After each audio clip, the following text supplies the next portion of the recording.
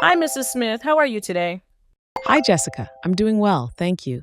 Just enjoying my morning tea. What about you? I'm great, thanks. I wanted to chat with you about something important today. Have you ever wondered if there's a particular food people over 60 should cut back on? Oh, that sounds interesting. I try to eat healthily, but I'm always open to advice. What is it? It's processed meat. We're talking about things like deli meat, bacon, sausage, hot dogs, and other cured or smoked meats. Dietitians are really encouraging people over 60 to limit their intake of these foods. Oh my, I didn't realize that. Why is that, Jessica? There's a lot of evidence that even moderate intake of processed meats can increase the risk of certain cancers, heart disease, and other health conditions. For example, processed meats are often high in saturated fat and sodium, which can lead to high blood pressure and heart disease, conditions that become more prevalent as we age. That makes sense. But processed meats are such an easy source of protein. What should I eat instead? Great question. There are many healthier alternatives.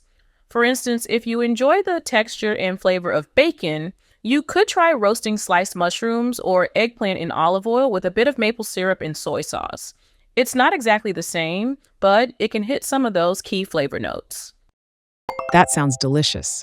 But what about the protein content? Good point. If you're replacing processed meats with something like mushrooms, which aren't high in protein, it's important to add protein to your meal in other ways. Legumes like lentils, beans, chickpeas, soy products, nuts, and seeds are all excellent plant based protein sources. I do enjoy a good lentil soup. What if I still want to eat meat? That's okay too.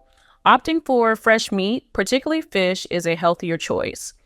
Fish is lower in saturated fat compared to processed meats and is also rich in essential nutrients like omega-3 fatty acids.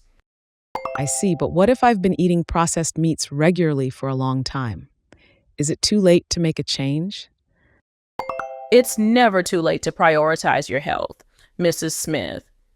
Healthy eating is about overall diet patterns over time. Focus on adding nutritious foods rather than just cutting out the unhealthy ones. This shift in mindset can make it easier and more exciting to eat nutrient rich foods long term. Thank you, Jessica. This has been really enlightening.